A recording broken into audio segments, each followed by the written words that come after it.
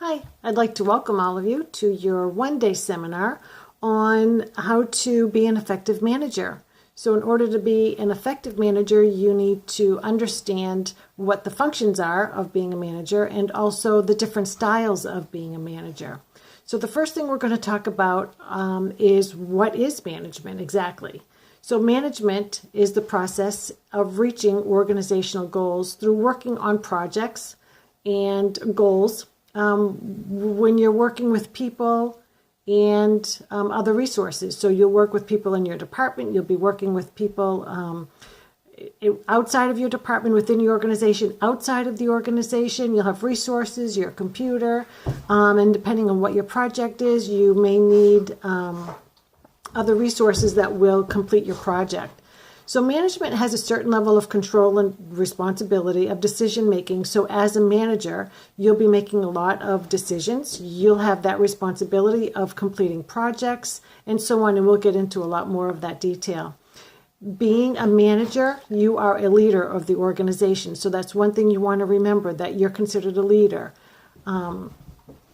And so when you're out into the corporate world, you want to make sure that you uphold that responsibility. So there are 5 major functions of management. There's planning, organizing, staffing, leading, and controlling. So the next slides I'll try to explain to you how each one of those functions work and how they'll affect you to become a good manager. So the first one is planning.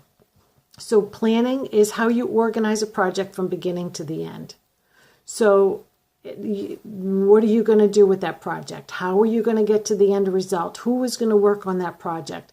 So planning is very, very important, and you need to think about that because it doesn't only affect your goal, but it may affect some other goals within the organization. It may affect other goals or projects within other departments within your organization. So you need to think about that as well. Oftentimes when you're planning, people will talk about forecasting and planning, and they think it's the same, when really forecasting foresees what the future will look like, and on the other hand, planning foresees what the future should look like. And so that's something that you want to keep in the back of your mind as well. There are different types of planning. There's strategic planning, there's business planning, there's operational planning, financial planning, succession planning. So that's all part of projects and goals within an organization and planning. So the one I'm going to talk about is strategic planning. And strategic planning is a plan that you create to reach a certain goal, which normally happens over a long period of time. So strategic planning gives you direction. So think of it like a roadmap, basically. So you need to think about your project. You need to think about your project from beginning till the end. You need to think about your project from the beginning till the end, and how is all of that going to work, and how is that going to affect your project.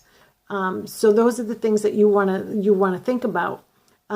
You often use the mission, the vision, and the value statements to guide you through your project. So you want to make sure you stay within the guidelines of the organization. You want to make sure you follow their goals as well.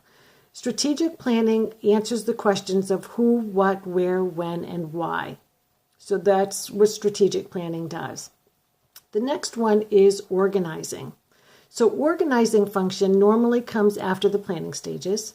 What it does is it gathers the resources. So you're pulling in employees, you're pulling in your systems to execute the project. So in order to get the project started, you need to get all of these pieces together. So knowing who will work on specific portions of the project is very important. And specific duties and tasks have to be delegated to different people, maybe from different areas in the organization. You'll need to pull from different departments to get certain parts of your project completed. So the goal is to use the resources that you have available to you to complete the project. That's very, very important. Managers have the ability to delegate work, and as a manager, you want to be sure that you're flexible, but you need to also be careful that you're not micromanaging. So delegating can be difficult because people sometimes take it personally when you're delegating. And managers are accounted, you as a manager will be accountable for the project to be completed. So you need to make sure that everything is organized. And it's the employee's responsibility to do what's been assigned by you through delegation. Next is the staffing. So staffing your department with the right people is very, very important. Having a good staff allows for the department to run smoothly and efficiently. You get your projects done. When you know your staff well, you can put them in the position that benefits you, your projects, your goals, the department. So as long as you know who works well with one function versus another, you can assign them different tasks accordingly. Be sure to staff your people that will adhere to the organization's mission, vision, and value statements. That is extremely important as well. So your staff is a reflection on you. You need to staff with someone who can, or it helps when you have someone who has a can-do attitude. When someone who can complete their assigned projects, their assigned tasks, someone that has good follow-through, someone who's dedicated. Someone who puts in the extra effort. So having the wrong fit can cause for your project or your work environment to be disorganized, and it puts your whole project and your goal in jeopardy. So you need to be careful that everyone that you put on a project is going to do exactly what you want them to do. Next is leading and your leadership style. So what a leader does is you lead people. You can be a good leader, and being a good leader brings out the good qualities of your staff. Being a good leader provides direction, support, mentoring, motivation. You always have to be someone that the staff can rely on. That's what your responsibility is as a manager and as a leader. The style of a leader depends on how you approach different situations. So one style is through positive reinforcement. So giving positive reinforcement to your employees, you get a higher satisfaction. It motivates your employees. Just say to them, good job. Give them a high five. Write out a thank you note. Send an email. Just small things like that will definitely benefit you, and it shows that you appreciate the work that they've put in. And they'll give you quality work for the next project that you assign to them. Next is controlling. Controlling is systematic, objective, and fixed. Systematic meaning it's used to compare performance of set plans. Objectives determines whether your performance is in line with your standards. And fix is used to determine whether people or resources are used in a more effective way to achieve your objectives. So management measures the guides and the project against the goals of the organization. So you want to make sure that everything's in order, everything is done on a timely manner, on a timely fashion. And part of the controlling examples are a comparator. So what a comparator does is it determines a need for a correction when the original plan starts to go awry. So, when let's say you're doing a strategic planning and you're following that roadmap that we talked about, and now all of a sudden people are starting to sway away from that, and now they're taking different paths and they're going down different roads, you need to bring them all back together. So you're controlling the situation. You're bringing them all back, refocusing, so that everyone's all working on the same goal and everyone's back working to get you to where the project and your goal needs to be. It prevents any mishaps. An example of a project that went awry was, or that we had to correct and we had to control was, we had a company that we had hired to do a mailing for us, and we hired them, they did the mailing, and then we kept getting calls from people saying, this isn't right, that's not right. And so we had to take control of the whole situation, and we had to send out all of the information all over again with the correct information, because we come to find out the vendor didn't include all the information that they were supposed to include. So we had to bring it all back in, correct it, and then send it back out. So that kind of gives you an example of how we had to control a project that was going awry. So next is management styles, and we call them the 3Ds, the directing, delegating, and discussing. So we'll talk about the different styles, and then you see where you would fit being a manager and how you think you would fit into any of these styles. The first one I'm going to talk about is the directing style. And with the directing style, I'm going to talk about different functions of each style. So we're going to talk about the message, we're going to talk about communication, the coaching, decision making, and then recognition as well. So the directing style, the message to the employee is what needs to be done and how it needs to be done and when it's due. So when you're presenting a project to an employee or to a coworker, you want to make sure that you are telling them exactly what needs to get done and how it needs to be done. It's a one-way communication, so it's you directing them, telling them how the project needs to be done. So coaching, on the coaching part, is if there's any assisting that needs to be done or any clarification that needs to be done with the employee. If the employee has lack of experience and you need to clarify a certain situation, that's when you come in and you're coaching. So if they have a question on a project, you're coaching them, you're helping them through the project. Decision making on the directing style defines and evaluates, and then you make the decision. So you want to define what the issue is, evaluate it before you make your final decision. The recognition, you want to always make sure that you praise your employees for a job well done. It's part of the positive reinforcement, and you want to make sure that you let them know that they're doing a really good job. The strengths of being a directing style is it gives direction. You're talking adult to adult.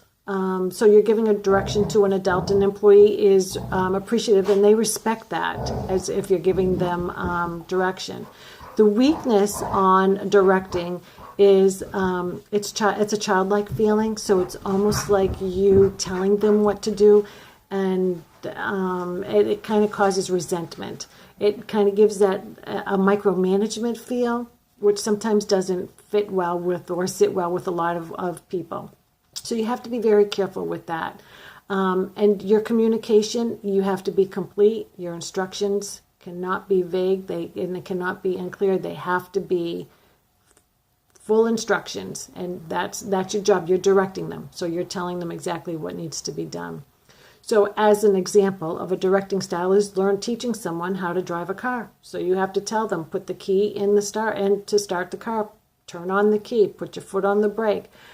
Put the car in drive, lift your foot from the brake, press on the gas slowly, press on the brake again, stop, put the brake on, put your foot on the brake to put the car in park, take your foot off the brake, turn the key off. So that's how you give direction. So you tell them step by step what needs to be done and what your expectations are. A delegating style. So with the delegating style, it's a manager who explains what needs to get done and when it's due. It will be the employee's responsibility to complete that task. However they determine that they want that task completed, they will. It's their responsibility. You tell them what needs to get done, and then they'll work it according to what and how they know how to work it.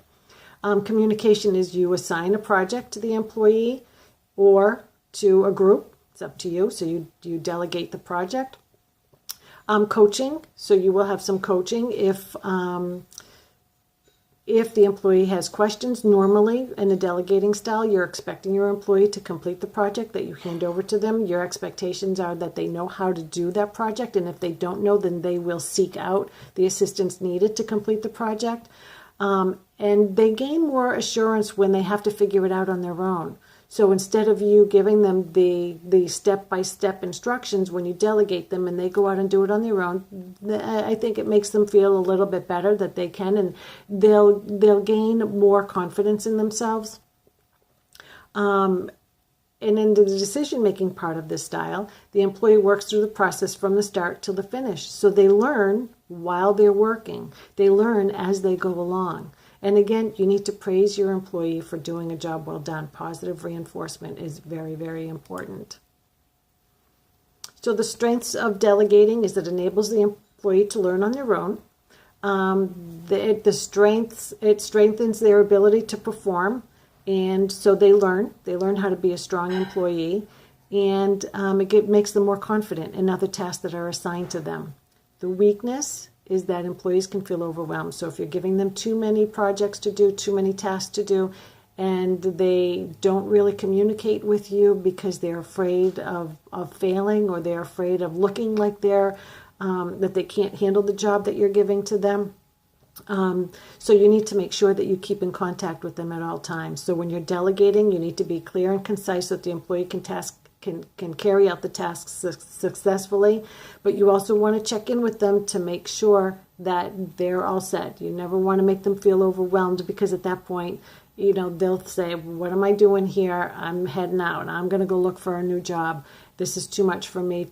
The expectations are too high. So just make sure that you keep track of that as well. So delegating a project, for an example. So what you do is, this is on mailing a project. So you tell the employee, this is the letter, this is the form, they need to be sent to the home address. Just be careful, there's a name on the letter, name on the envelope. You need to make sure that they both match together, and then that's it. Let the employee take that project and figure out how to do the rest, how to do the labels, how to fold it, how it needs to be matched, and let them take that project to the end. The next style is the discussion style. It's a style used by managers to discuss work-related topics, either in a group or with one employee.